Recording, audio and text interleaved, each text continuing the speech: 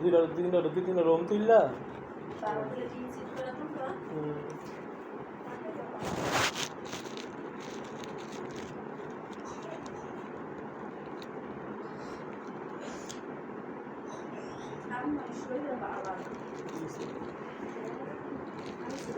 বাইকও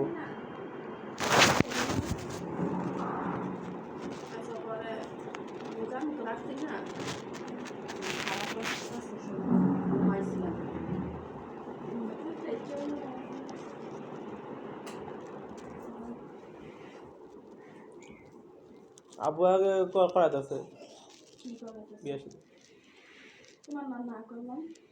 হ্যাঁ গার্জিয়ান না থাকলে আমি বিয়ে শাদী করতাম একলা। হ্যাঁ সবাই কইতাছে যে ওরা করে ঘরে একজন লোক লাগে, ধরো আমার মেয়ে পক্ষে আমি তো না করছি, না করলে আবুর লগে সম্পর্ক খারাপ হয়ে যাবে। সেটা যদি করতে চাই কিন্তু তুমি আন্টির জিগাইবা হ্যাঁ গার্জেন করবে না আমি আবুরও কইছি যে আন্টি রাজি না, সবাই কথা সামানা করে। তারপরও হ্যাঁ তখন মানে আমার যে জেডি আছে না সে ভালো লাগে একটু সম্পর্ক খারাপ হয়ে গেছে, জগাডগ রয়েছে যে আমি আমুর মারা যাওয়ার সময় কইলাম না আপনার কিছু একটু করেন না, এমন অনেক কথা কইছিলাম শোনাইছিলাম অনেক কথা। এরপরে তো অনেক একটু ইয়ে গেছে তাড়াতাড়ি দেয়, পরে আমাকে জানাই সে আমরা যাবো। কিন্তু হ্যাঁ মানে আমাকে কাজে আগ্রহতাম, হ্যাঁ জেডি আগ্রহতাম। তারপর ঘরে উঠলাম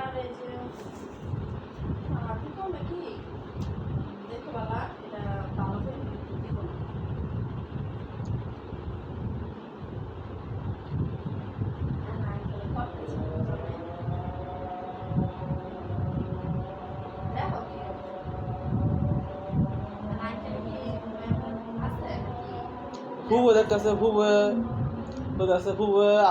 খুব আব্বুরা করাইবো, এর 1-2 মাস পরে আমার লগে করাই নেবো, মানে একলা দেখবো আর কি। আমার আব্বুটা একলা দেখবো। আমার শুক্রবার যেতে কইলো দেখে সে পছন্দ করে রাখ, তোর আব্বুটা কইলে লগে তোরটা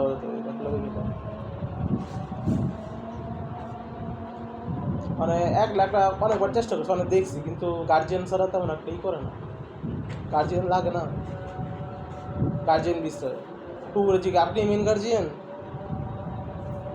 1 লাখ কেমন লাগবে।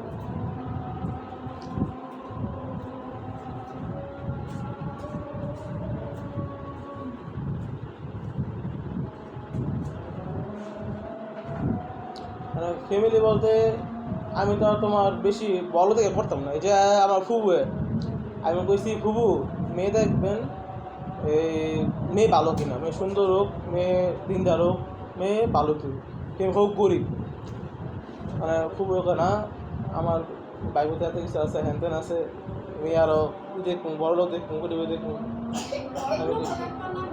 আমি বলছি নিজের লেভেলের থেকে উপরে যেতাম না।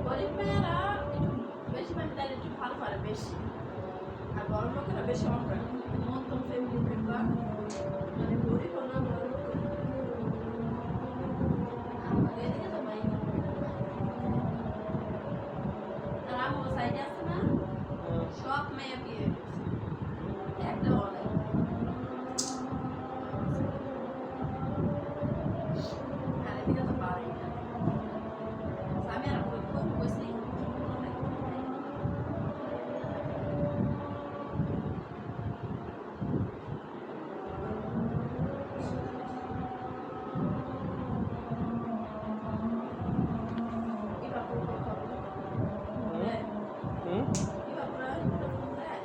হ্যাঁ ফোন দেবে আবার গেলাম না, ঈদের পর দিন গেছিল, আবুরা গেছিল, সাথে গেছিল।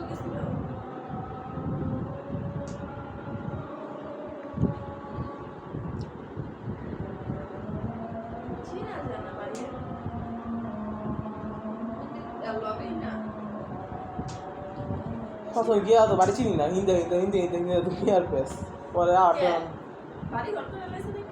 হ্যাঁ পুরা চিন্তা না তো গেল অনেক কিছু, পুরা এই চমকে গেছে বাড়ির তো চিনি না। পরে জিগেতে গেছি পরে আসার সময় ইস্তিয়াকে রাস্তা দিয়ে দিচ্ছে একবার সোজা পথে নর্মাল যে অনেক অনেক গেলে আবার চলে গেছে।